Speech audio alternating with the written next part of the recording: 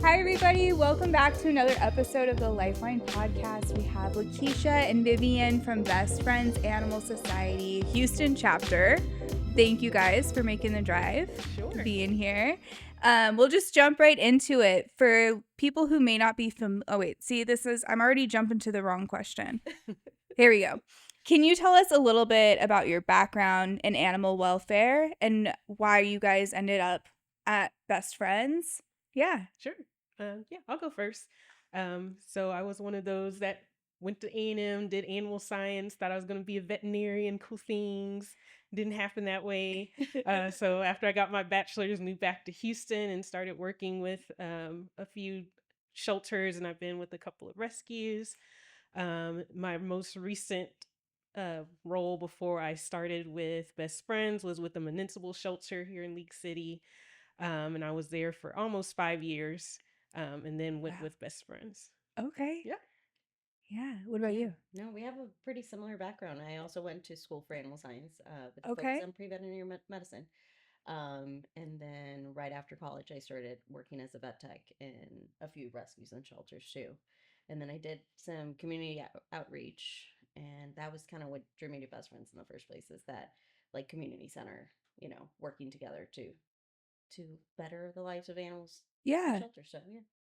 Awesome. And you were more like local to here. Were you like Austin? I did. I started here in Houston, and then I Okay. moved to Austin. Austin and Yeah, back. and then I came back. But all Texas. Yeah. All Yep. Texas. Texas. Okay. Cool. And what does a typical day look like for you guys and your roles right now? And you can explain kind of what your role is too. Okay. You want to go first? Yeah, I mean, our day to day is kind of different. Obviously, we also support our own life saving hub. Mm-hmm. So animal care, like any other shelter and any other rescue. But also, our focus is shelters, and our specific I guess setup is to support shelters. So Yeah. that can look very different from shelter to shelter and from day to day, depending on if there's emergencies that rise or if they're looking at programmatic changes. How can we help them establish that and then make it a long lasting change? Cool. Yeah. Yeah, I would say a lot of times, usually we try to always have it to where we have scheduled set days to where, okay, today I'm going to be at this shelter and the next day I'm going to be here. But, you know, you never know when, oh, by the way, we just had $20 come in. I'm like, okay, well, now I guess I'm going over there today. Never mind. Or, Yeah. oh, we just realized one of our cats was pan loop positive, and so now we're going over there to help and make sure, to help get things clean as much as possible, get treatment started and things like that. So sometimes our days are very unpredictable. Yeah. Okay. And for people who might not know, can you guys kind of explain like what Best Friends Animal Society is? I'm sure a lot of people probably know, especially if they're in the animal welfare world, but just for the sake of it, if you want to give like that overview and how it's different than like a municipal shelter or even like a more local rescue. Yeah. So it's actually a national organization. Mhm. There's only a few cities that have physical locations. We're one of the smaller ones. We're more of just an office slash clinic. But there are other locations that have a actual full blown adoption center and everything like that. Um, and then of course our sanctuary in Kanab, which is what Best Friends is most famous for. Yeah. So we have those locations. Our specific role is working directly just with the greater Houston area. So that could be anything from working with the shelters just on day to day things, working with them on programming. Like if there's a shelter that still doesn't really have an adoption program in place, we'll go in and help them implement new things, get the right people in place for it, things like that. And then it could even be something as simple as providing grants for certain shelters so that they can get things set up on their own. Yeah. Yeah. It's really cool. Yeah, Eh, I think that's kind of what sets us apart from some rescues, and I don't want to say set apart because we're not trying to be different from other rescues, but like the fact that, our resources are not only for our rescue. Our resources are to work along with other rescues, to work along with shelters, to just help communities essentially just be better in the animal welfare world. So Definitely. it's not something I think I touched on it a little bit when I was in Austin, because Austin Pets Alive does somewhat of similar things, but in Houston I hadn't seen that until I started with Best Friends. It's definitely unique and really Yeah. cool. And like I kind of like put Best Friends up with like Humane Society of the United States, um, ASPCA, like a big organization. It didn't start out that way. That like grew very grassroots, which I can appreciate for sure. So, and then grew and now is like, we are so good at what we do that like we want to help others get here, and you guys go out and like you're almost like consults. Like Yeah. you're consulting, like we kind of know. And I will say Best Friends is very good about not being like, we know best, but like you guys are experts and you go in and you like offer your expert advice, right? Yeah. Would that I be think that's fair? Yeah, I think that's the nice thing is we see so much and we are constantly learning with shelters that we can be like, oh, you know what? That worked in that shelter. Let's talk about that other shelter or talk to that other shelter to see if that might work with them. So yeah, the fact that we're constantly moving around, constantly being faced with things that maybe would have taken like another rescue or another shelter a year to see, we Yeah. might face in 1 week. Yeah, and because you guys are kind of like zoomed out, Yeah. so you get that good like broader. Yeah. I talk And it's with me. also important too when we're talking to the shelters that understanding that sometimes something that did work in one shelter may not work at this shelter. They may have resources A, B, and C, but then this shelter only has X and Y. So you have to also kind of figure out a way to navigate and maneuver between what they do have available to help them get the best outcomes. Yeah. Yeah. Okay, cool. Yeah, I was With gonna the say goal we're of more like, I don't know if I would say experts, but more like, I'm gonna say educators, because it's that idea of like you grow with your group. mm, So it's not, yes, we know a lot, but we also know when we don't know something Yeah. and we need to step back and, hey, like we don't know this, but we have the resources to find out. So Yeah. let us find out for you. Cool. So that's one thing Good I point. appreciate. Yeah.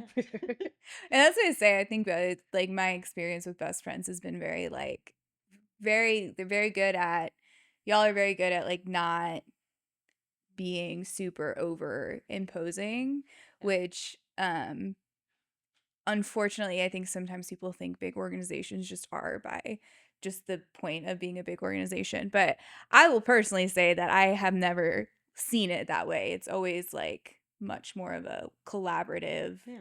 let's work together, how can we help kind of thing. Yeah. Cool. That's always Okay. our hope. Yeah. Um what's some of the biggest differences you guys have experienced working with Best Friends versus a more traditional, like your previous roles? Is there any big differences? Yeah, it's definitely been different when you're working in one specific shelter versus working with multiple shelters and just seeing the different ways that they operate from their, their city council, their upper management, what amount of staff they have. There's some shelters that have 6 or 7 officers, and there's some shelters that have one officer, and that one officer is doing all the things. So, Yeah. it's just been definitely a big difference between the day to day of being physically in a shelter. Yeah. I bet it's pretty like eye-opening. Yeah. Yeah. Extremely. Yeah. I don't know, like for me personally, going from like shelter to rescue and then being like, okay, I need to just get really good at like learning Galveston County and just seeing how the different shelters in Galveston County run Yep. was like totally changed my whole perspective on everything, honestly. Yeah. Yeah, Yeah. I mean, I came from multiple rescues from multiple shelters. So I got to see different Different. protocols in place, different resources in place, and I don't think it gave me an idea of what this was going to be like still, like to work with so many different places all at Yeah. the same time. So, yeah, Do you guys have like assigned like these are your like groups that you work with and then you have groups you work with? Yeah. Mhm. So how many groups are you guys like assigned? So we don't Do have you know? I'm gonna say we don't have like a set number. It's Mm. more of whoever wants to work with us and who we best communicate with, Okay. or who best communicates, because we are both very different. Yeah. Yeah. So yeah, so I think it plays a lot with who communicates best with each one of us and wants to work with us, because that part of it is like we're not trying to push our help onto anybody that doesn't want it. We're Right. here when you're ready for us, but we're not going to be overbearing. So yeah, so right Fair. now I think we each work with like 4 or 5. Yeah. I think Okay. so. Yeah, With like a a range. yeah, with I like know a you're few like, like we work with like 50. I'm like, whoa. absolutely not. Yeah. Okay, I yeah. would never get sleep. Yeah. No, I was like, no, that seems like a good like 1 to 5 ratio. Yeah. Sure. And then we have those. And then you one-offs also have that come other in. stuff you Yeah. gotta do. Like I I didn't think about the center. So do you guys like I call it a center. You got what do you call it? Your hub? Yeah, the hub. The hub. Life-saving hub. Life saving hub. Or Do you life-saving like center. so are you guys like cleaning kennels sometimes Yeah. too? Mhm. Yeah. Do you guys like just shift around who has to Mhm. do that? Mhm. Yeah. Yeah. So like we have different schedules. I do Sunday through Thursday. Mhm. And most of my Sundays and Mondays are all animal care in our facilities. So Got I it. get to know our animals as well, Yeah. which helps a ton with like, it's really hard to go into a shelter and be like, well, this is your cleaning protocol, but I'm not doing it, Yeah. So Yeah. it's one of No, the I things can where hear like you. it gives us a good idea. Or if there's an outbreak, I can say like, well, in our center, this is how we do things. So let's see how you guys can figure out the same path. Yeah. So yeah, it does. It can be a lot to handle both things, bet. but also it gives you a good perspective, because it would be really hard to advise when you're not doing it That makes yourself. sense. Well, they came into Lifeline and gave us some advice, and I'll tell you, the cleaning cart's like the staff's favorite investment we've ever made. They're like, I think you guys should get a cart, and I was like, okay. I'm like, all right, we'll get it. And now it's like, yep, we use that cart all the I time. also will never live under the fact, or live down the fact that I got my hair pulled by a kitten while doing cleaning. Oh yeah, a ringworm kitten, A ringworm nonetheless. kitten. I didn't get ringworm, so There you you can see go. it's not There that you bad. go. There you go. That's funny. So you Best Friends has a strong reputation for supporting local shelters. How do you you guys kind of answered this, but if you have anything else to add, how does the team approach building those relationships like authentically and Yeah. in a It's way kind of that's a mixture long of- lasting? Sometimes it'll be shelters that'll reach out directly to us and they said, hey, one of my friends that works at this shelter told me they're working with you, so I want to know more. Sometimes we've also just reached out to some shelters. There's one shelter we started working with now because we just drove by and we're like, hey, how are you doing? You're like, They're oh, I can see you there. Yeah. And they're like, hey, we want to know more. So we're like, cool. Yeah. So it's kind of just a mixture of referrals and sometimes us just seeking out shelters that just maybe never even heard of Best Friends, didn't realize any of the resources or things that Best Friends offers, and going from there. Cool. Yeah. Yeah. Yeah. Yeah, it's just a lot of questions asking for sure. Like And you kind of said like, so like if somebody were like, hey, get out of here, you would just be like, all right, yeah. bye. Oh, thank you. Here's my Anytime. card if you want to talk. Yeah. Like, I think I mean, we've had questions, and even from like long-term shelters that are like, hey, you're not here to take over, right? And I was like, we don't have any authority over anybody. We're literally just here to support and advise, and not to judge, not to fight with you guys, nothing. So if you want us here, awesome. If not, totally understand.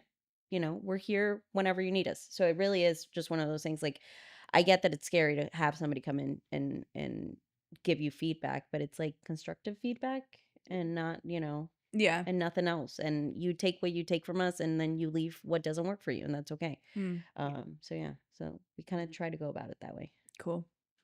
Yeah. I think it makes sense. It makes sense. Let's see.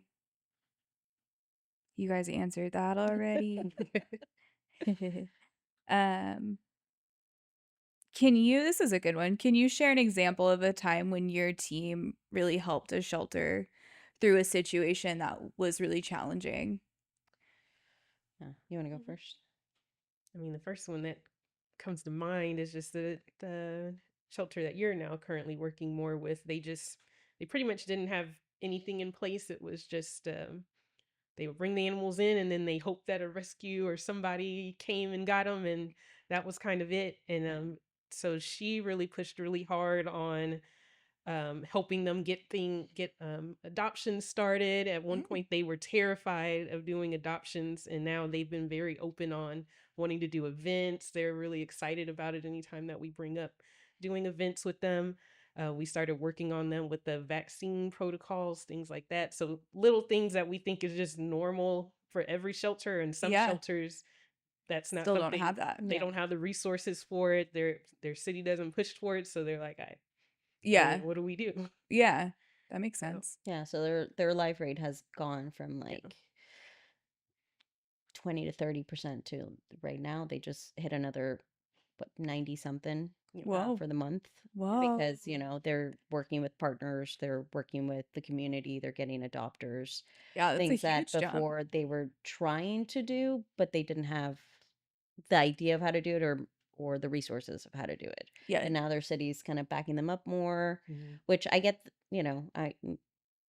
it's one of those things where like the city doesn't know to be there until they're asked those questions type of thing, Yeah. so not to speak ill of either one, it's just really like, hey, the other cities do it differently, can we tell you and why it's going so well? And it's like, oh, okay, cool, yeah, we'll hop along with that. Yeah. So yeah. That's a great example. Amazing. Yeah, and it is interesting to know that like there are still places that just the stuff that we would think might be more really basic, it's just not there. Yeah. And even just that offering that can be such a big change. Mhm. Really cool. Let's get into this part. So, for listeners who may not be familiar, can you break down what no kill means and how Best Friends defines that and measures it?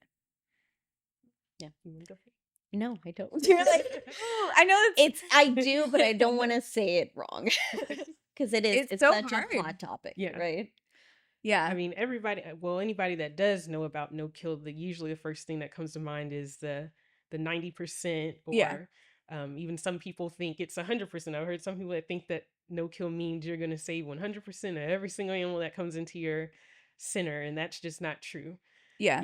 There's going to be those times where you have a behavior or a medical case that comes in, and you can do what you can, but at the end of the day, you may have to make that decision that you're going to have to do with euthanasia, and that's where that 90% comes from, is based on what Best Friends has researched over time on what works and what doesn't. They determine that their 90% is that percentage of what are possible live outcomes, and that 10% is what kind of makes up that amount that accounts for your medical and your behavior that comes in that you're not able to see.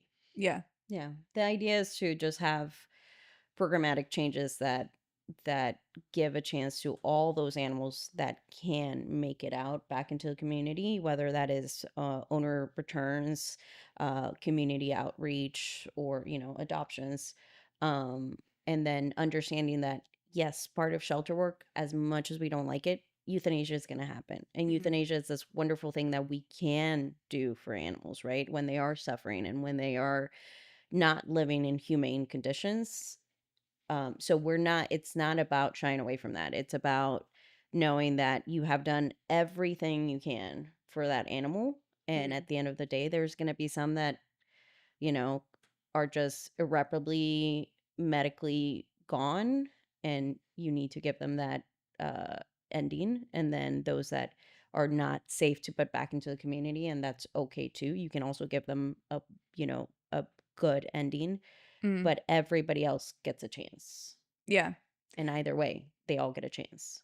And then the idea with the 90% is like from my understanding, is like when you're looking at all the data, 90% typically means that those programmatic things are in Yeah. place, and therefore that 90% typically is able to be saved. Exactly. Yeah. Yeah. And the idea is that it should not fall just on shelters. It should Yeah. not fall just on shelter workers. This is a community-wide investment, movement. sure. So it shouldn't be, I found a dog and I'm going to take it to the shelter and that's the end of it. No, find a dog and, reach out to your community. Maybe somebody's missing their dog because a lot of times they're within like a 10-mile radius of their home, right? If it's a medical case, see if if you can also help the shelter by fostering that animal or finding somebody within your own community that can foster the animal. Like, don't just think one option is the only option. See how, you can be part of that solution. So I think that's such a good point that it can't be the shelter. You need to be. mhm. It doesn't work like that. It does not, yeah. Yeah. So yeah. That's cool. And what do you see are some of the biggest challenges that most communities face in reaching 90%? I know sometimes some of the challenges may simply just be funding or staffing. Sometimes it's just as simple as getting more community engagement, and then you kind of see that 180 once they start being more transparent with the community, letting them know what's going on and why you need the help. It makes a huge difference. So Yeah. Yeah. I would say education and knowledge. Knowledge that a lot of times people don't even realize that their own shelters exist. Like we have our big ones like Harris County, Bark, right? Everybody knows those. Yeah. But like if you're in Mont Bellevue and you're in LaPorte and you're in Lake City, all these shelters are there and people don't know. Just turn around and go and adopt from your own local shelter too. Yeah. And then just the education piece. I would say just us as an animal welfare group educating the public to so that they have the resources to keep their animals. Like just something as simple as like, if your animal's vaccinated, you won't have to treat for parvo eventually, or kennel cough or heartworm because you have that knowledge to prevent these diseases and these viruses. Yeah.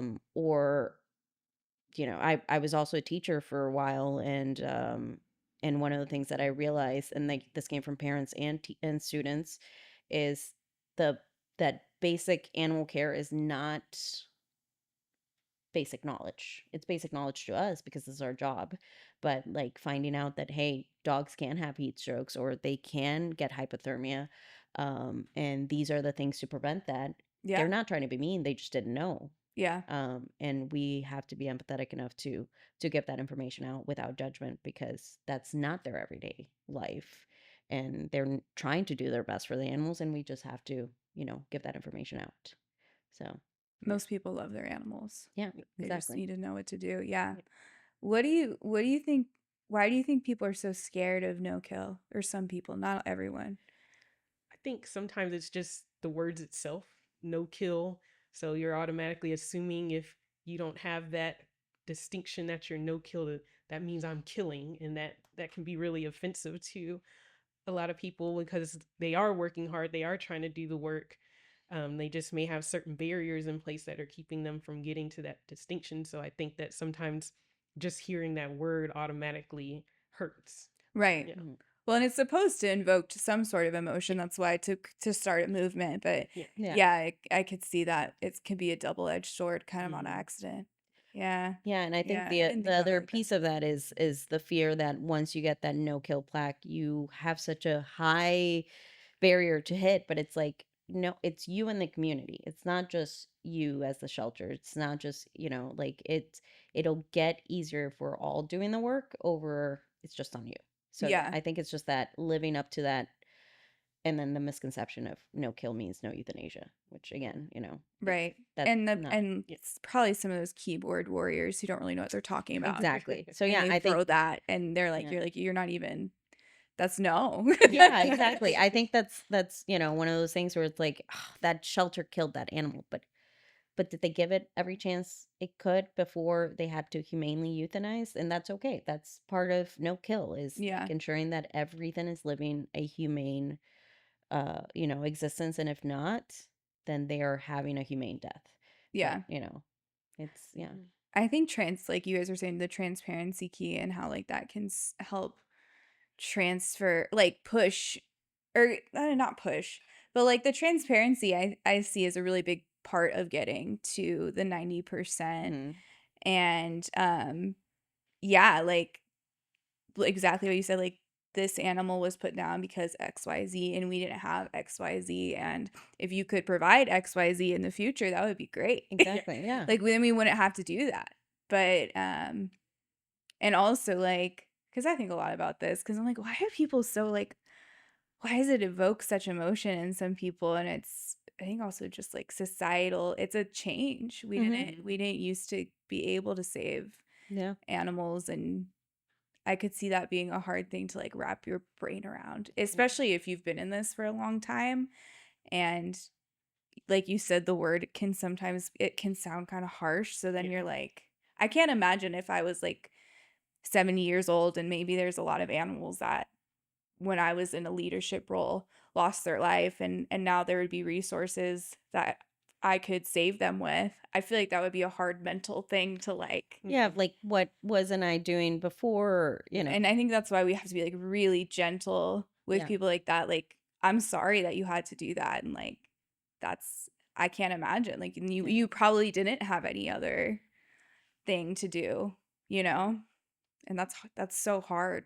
Yeah. But I know it's tough. But that's something I've always been, I'm like, why are people so like against it? It's weird. And it's not everybody, it's just some people. But No, and I think if you think about those individuals, it's more of like they were doing the best that they could at that time, right? And they were keeping the community safe in their mind. And now we're like, well, we just know that it's okay to do some of these things, and still everybody's going to be safe. yeah. And you just have to be transparent, and that's it. Yeah, like make Right. sure everybody knows what's happening. Yeah.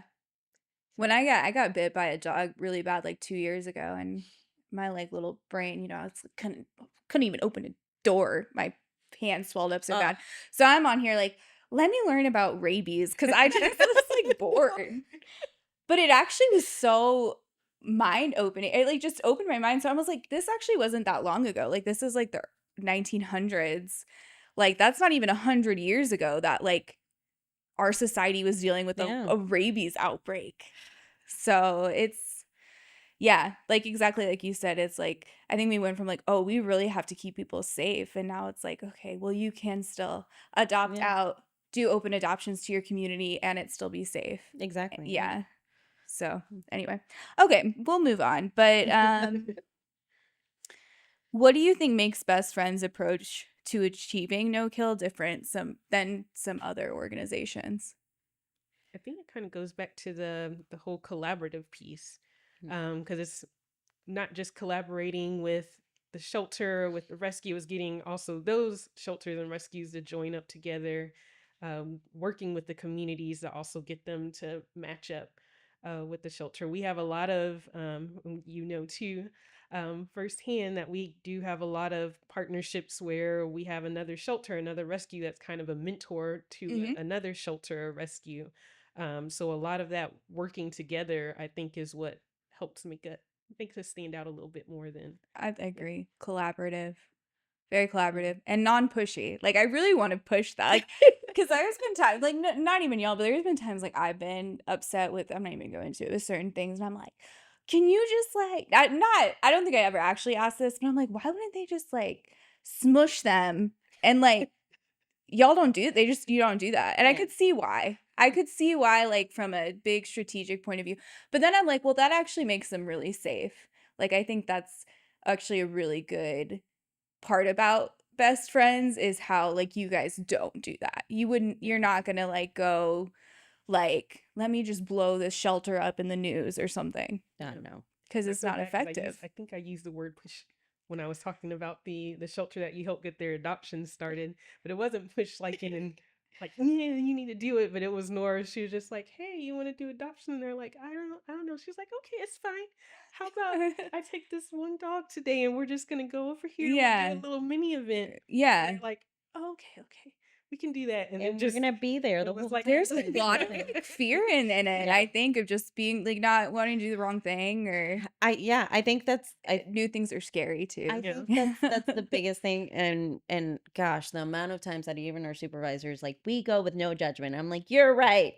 I'm trying not to. No, but it is, you know, our natural human nature is we're gonna judge and we're gonna want to take over. And this job is constantly reminding us it's not us that has to take over, and it is not us that has to change everything. It is all of us that have and to change it. It probably wouldn't even work. It wouldn't work. It you know, going back to the keyboard warriors of like, I would do this different. You're right. You would, but you wouldn't get very far. Right. So Please come try. remember that it is you and so many other hundreds of thousands of people that have to go and do this. So yeah, like that's one of my favorite things about Best Friends is we're working with shelters, with rescues, volunteers, with community members that are gonna do this one time and never again, and that's okay. To like change things. So Yeah. it's a collective and it's nice. Collaborative. I love it. Love it. Love it. Okay. Um, in Texas, politics and sheltering often intersect in very complicated ways. How does Best Friends navigate some of the political dynamics while still moving the needle forward for like life saving? Very delicate. Very delicately. Yeah. Yeah, like we one of the shelters that we work with, we work very closely with, or we're trying to work very closely with their city higher ups, and literally just have conversations and explain our point of view without being like, yeah, overbearing. And I get why you're a little hesitant, but let me have this conversation with you and be very open. So yeah, just having those conversations with city officials and trying to change things without breaking things by accident. It's one of the things. Yeah, and making sure to tie in how it benefits their city or whatever their governing organization is, and how that relates to what the community is looking for and how best to help that community's pets. And so sometimes it's a very delicate line that you have to walk to make sure you're not intentionally offending or pushing someone either further away from Yeah. what your original goal was in the first place. There's a lot of people in this animal work, huh? A lot. Yeah. No, it really is sometimes us talking to city officials, and then there's other times where we're like, in this city, in the shelter, being like, do you guys need guidance as to how to go about this conversation? So it really depends on each city and each shelter and what they feel comfortable Yeah. handling on their own. And it's cool. You guys have like a legislative team, right? Like you have some lawyers and stuff. Yeah. Yeah. That's cool. Way smarter people. No. Cool. And what advice would you give to like a smaller organization, maybe like Lifeline or any advocate who's trying to make changes in that system? I would say start small, focusing on one thing at a time. Don't feel like you have to take on everything all at once. Yeah. Be prepared to hear no's, because that's gosh. gonna happen. So frustrating, but true. Yes. So just be prepared for that and come up with plan B. And just being open to suggestions from others that have done similar work to what you're trying to do, or mentors in the field that you think could, help you along. Yeah. Yeah. Yeah, and then work with others that are doing the same thing. Like, other rescues, other shelters, get as many buddies in the system as possible. Yeah. As much collaboration as Yeah. you can. That makes sense. Yeah. Yep. Cool. Okay. What's something you're especially proud of that your team's accomplished recently in Houston area? Well, actually, was that a month ago, a couple of weeks ago, one of our district managers came in and he let us know. He was like, "Hey, we just want to let you guys know that 5 of the shelters that you've been working with are now either trending no kill or have now achieved no kill." He's like, "So I just want to let y'all know," because he was like, "Y'all are one of the ones that has the highest number right now." And I was like, "Yay."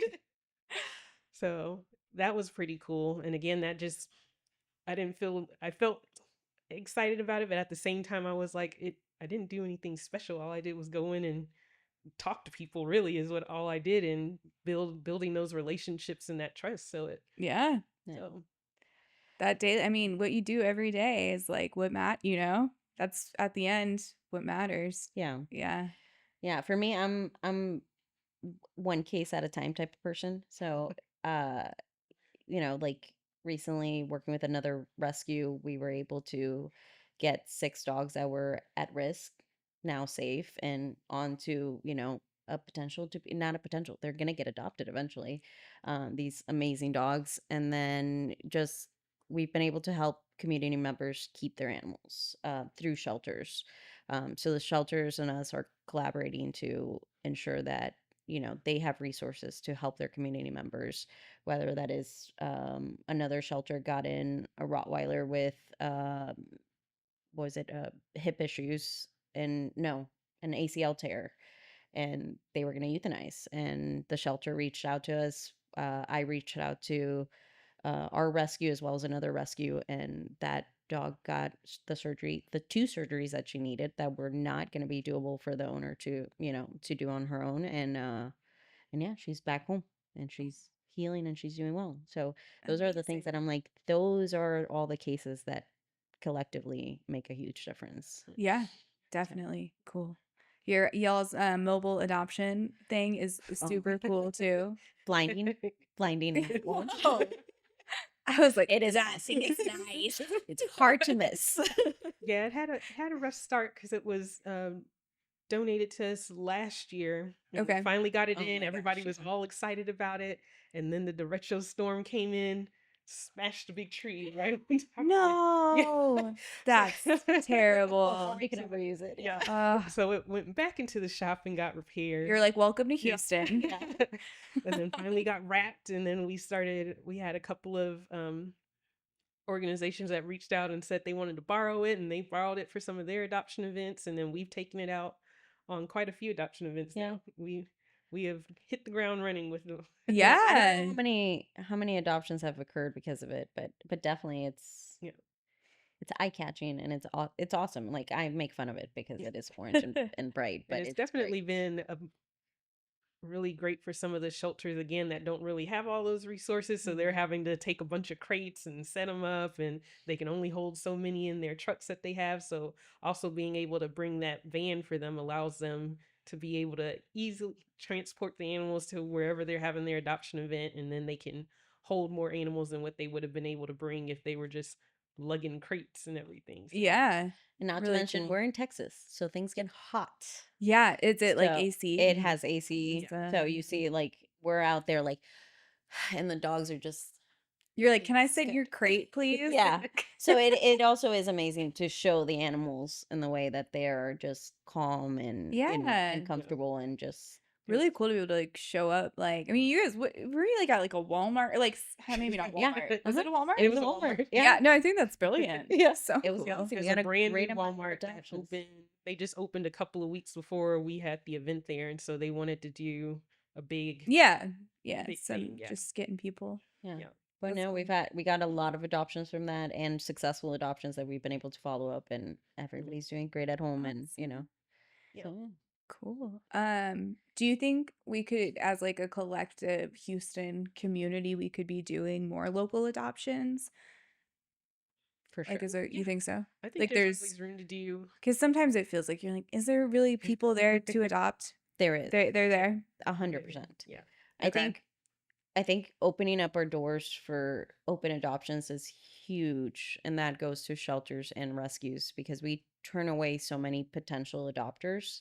And I'm going to say firsthand, my wife, when she first wanted to adopt her dog, she got so many no's. And it was simply because she lived in an apartment and she had never owned a pet Yeah. herself.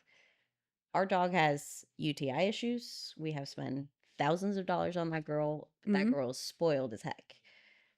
That wouldn't have happened, and she wouldn't been as scared, as cared and as spoiled as she is now had nobody ever given her a chance. And it's one of those things like we ourselves turn away so many of our people. And we have a lot of these conversations with shelters as well. Like, hey, our community is not, we don't have enough adopters in our community. It's not what you expect for a good adoption hub. And it's like, no, but you have to have faith because you are here taking care of these animals, which means hundreds of other people within your community are there ready to take care of the animals. And we have to have trust that people know what they're getting themselves into Mhm. and ensure that they have all information to know what they're getting themselves into. And that's the big part of like adoption counseling too, is making sure that we are making the proper connections and the proper fits so that it is a good outcome for the animal and the person. Yeah. No, I think the open adoptions is so important, and I see that especially as I've gotten like more into rescue world, and I talk to other orgs that are more rescue based, less shelter based. The fear of like open adoptions, and I just like I don't even think like it is a scary world It is, for yeah. all of us. So like I don't think you can prevent everything in an adoption application. If anything, when we're saying no to people, we are Mhm. saying no to animals getting out Exactly. alive.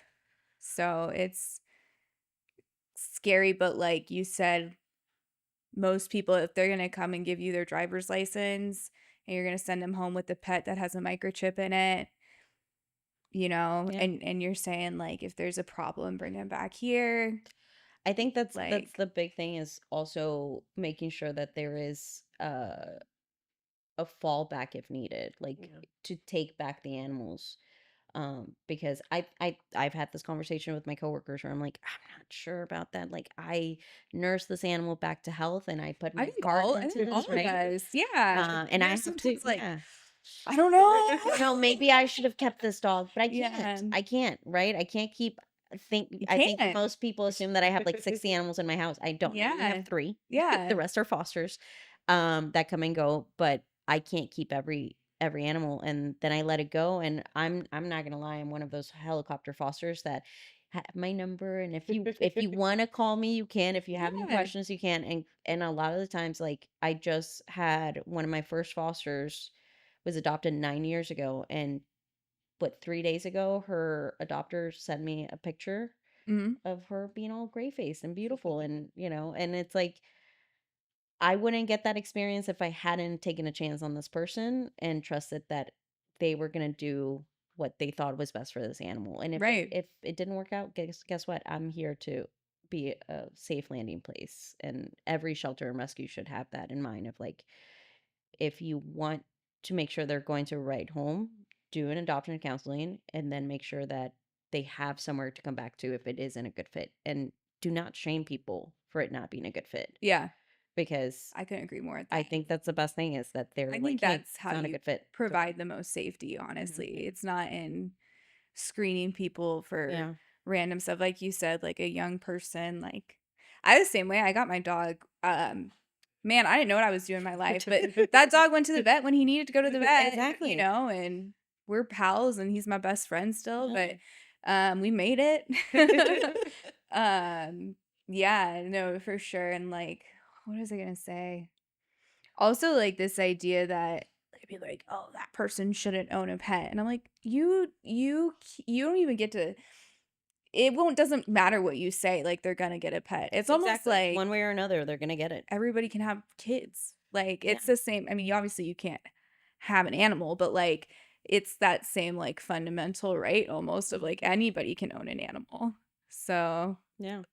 might as well give them one that is fixed and has the and we give Yeah. them the resources they need and everything. But Yeah, not everybody's gonna look great on paper. And again, I go to like firsthand, like, when my family and I, we lived in a 2-bedroom apartment, with a lot more people that should have been in a 2-bedroom apartment, but it was literally for a year. And yeah, that was the same year we got our dog. And had you looked at that, you're like, can they afford a dog? And Max lived to be 15 years old, was epileptic, had to get, very expensive meds for no gosh darn reason other than, his medical issues, and he was well taken care of. So yeah, again, what's on paper is not always what's the truth of the person behind. yeah, Like, if they're adopting, then trust that they're wanting to do the right thing. for sure. And I also like, oh my gosh, I have like young kids will come into the adoption center like, I want a puppy. I'm like, let's do it. I'm like, you got now we switched to a 2-week money back guarantee over the trial. And I look at it like sending a baby home, Mm-hmm. like the fake babies in health class. I'm like, look, it's gonna cry. It's gonna chew your shoes. It might chew something out. I'm like, if it bring it back, it's fine. If it doesn't work out, and like sometimes it works out, and sometimes they're like, I cannot do this, and I'm like, cool. Now you know the puppy was out for a few days. Cool, Yeah. he's not sitting in his kennel.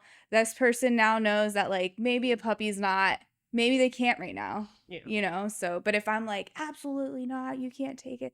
Well, they're gonna just go get a puppy off the side of the street, and then when they can't handle it, It's gonna be added to the shelter. there's no, yeah. That's how I see it. But anyway. Yeah, I was like, I think we could talk about this topic forever. Like open adoptions. I'm a big open adoptions person. Yeah. But okay. Where do you guys see the greatest opportunity for progress in the next year for our region? I would love to see more shelters starting to collaborate more. Even as simple as, hey, I know that you have a hard time getting barn cats out, or your city doesn't have TNR right now. How about you bring me 5 of your barn cats and you can take this one dog that we've had for 6 months, and maybe that change of location Okay. a lot of times helps get an animal that's been sitting at one shelter for an extended period of time. Now they went to this shelter. Now all of a sudden 2 days later they're adopted. So I've seen that working a lot with some of the shelters that we partner with, and I would like to see more and more shelters communicating with each other, and being able to help do those swaps or transfers, however you want to call it, to give the animals a different change of venue and getting a better chance at getting adopted. That's cool. And you're seeing like in like municipals too, like municipals working Yeah. together? Yep. Awesome. For sure. Yeah.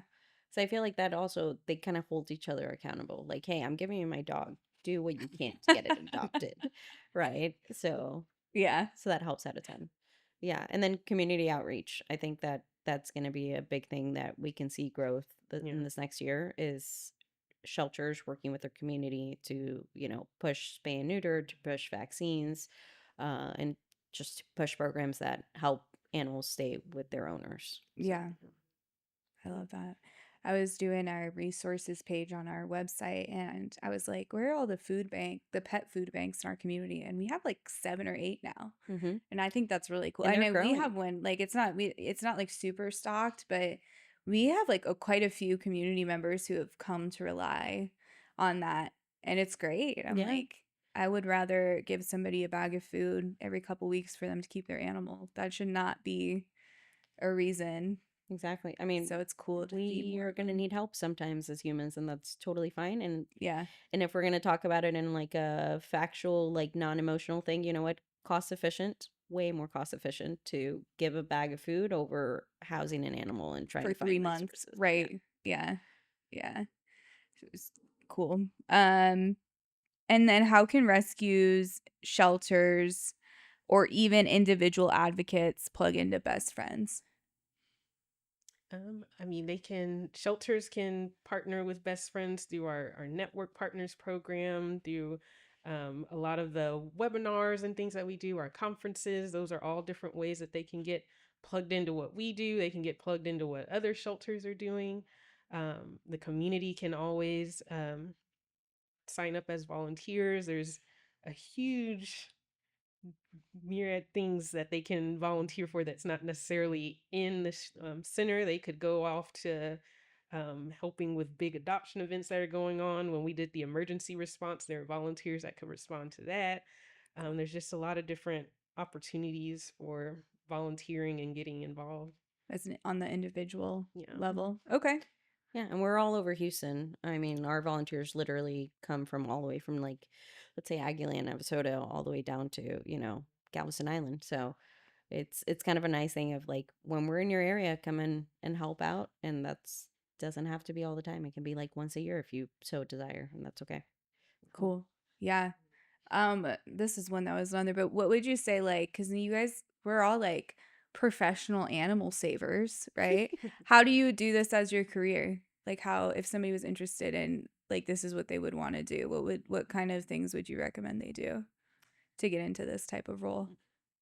That's a good question. And I wish that things like that would have been communicated more, like back when I was in school, because It everyone does makes it sometimes seem, feel like only vet is like the Yeah. only way to Yeah. be involved with animals. nobody Yeah. tells you, hey, did you ever think about being in a shelter? Did you think about being in a rescue? Did you think of a low-cost spay neuter clinic? Like, there's a lot more avenues that you can go into now, and it would be nice to be able to communicate those possibilities to the public so that they know that it's more than just being a vet, which being a vet is great. We need them But too, yeah, please. Yeah, they're kind of we actually need a lot more of those to do those Yes. low cost things. Yeah. Yeah. yeah, I think going to your local animal shelter, because that's how I fell Yeah. into the animal world. I interned at one of my local veterinary clinics that then was like, hey, we're working with Baria, what is it? Animal adoption. pet adoptions. Thank you. I was like, I know I'm going to butcher the same. So then that's where my family adopted from. And then I started going to Houston Humane, and which is eventually where I worked at. So it really was like just trying out different things, and I kind of fell into this. But if I was to tell somebody like this is something you can pursue, what are you passionate about? You could be an animal control officer, you can be a vet tech, you can be, a kennel tech, you can be a director, just kind of build your way through. But yeah, there's a lot of different avenues that you can do to help. Yeah. And just start by going to your local And shelter. we need like people who are like bright-eyed, Yeah. smart, and Oh, yeah. excited to We come in. need that. We need that to stay positive for Yeah. sure. Yeah. Cool. Well, awesome. That was kind of all my questions on here, but is there anything else you guys want to add? Any burning desires? No, just basically Spay neuter your pets. Yeah, at a- spay Yeah. be open to your community. Try out different things. I think that's the biggest thing. The biggest barrier is like we're our own barriers when it comes to like life saving is if you haven't been allowed to post that Facebook post, let's say, because your community didn't want it at first, then talk to your city officials and say like, hey, we need this. Is this okay to post, or is this okay to try? And just try it out. 'Cause, yeah. Yes. What do you think are like some like let me ask another question. like some of the important like life-saving like I think like open adoptions would be an important program that's is there like maybe like TNR yeah foster programming, foster doggy day out programs, like 24 to 48 hours or even 30 minutes outside of a shelter makes such a big difference to know what an animal's like outside of the shelter, to be able to give that information out to people, to then And turn around and such a get them adopted. great way to Yeah. build your foster program So, is yeah. short foster Exactly. opportunities. But like people don't realize that really you can just walk out for 30 minutes with a dog and you have made a lifetime of difference for that dog, Mhm. because they got to decompress outside of the shelter, and that makes a huge difference. So yeah, those short-term fosters, no commitment needed, just like take them out for 20-minute walk and then come back, and Yeah, you gave us some information that we didn't have otherwise. cool. So yeah. Maybe like transfer programs. Transfers between shelters, between rescues, transports, even though those are sometimes harder to get apart, but all of them play different parts in helping with the outcomes. But yeah, like she was saying, even something as simple as doggy day out helps so much. We had one family that we noticed they kept coming in and taking the same dog on dog day out for a couple of days, and I was like, hey, don't you want, maybe you want to try a pajama party? And they were like, yeah, let's try that. We're gonna What's do a pajama party? So before, what we would do is just basically an overnight stay. You take the dog, Yeah. just overnight stay, bring them back, and they did the pajama party, and they were like, that went so well, I think we're just gonna go ahead and keep fostering. And I was like, that's cute. I cool, like that name. So yeah, just different things like that Okay. could turn somebody that was originally just walking through into somebody that's now a long-term foster or even an adopter. Yeah. Yeah. Cool. And also, I've come to realize like how much she's sick of this, I'm sure, but I take so many pictures and so many videos, and I'm constantly like marketing is such a big part of life saving, because not everybody's going to walk through your shelter unless you call them to that, right? Not everybody's going to find that dog unless you put that animal out into the world.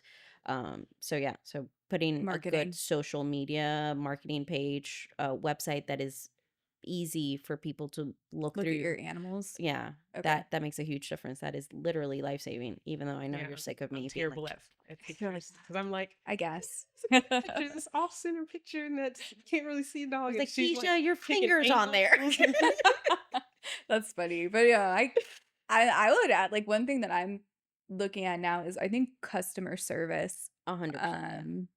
Especially for like adoptions, is something I'm starting to think more about, because I think we can sometimes be really grumpy and almost feel like what's the word? Like sometimes I'm like, I have a right to be grumpy right now.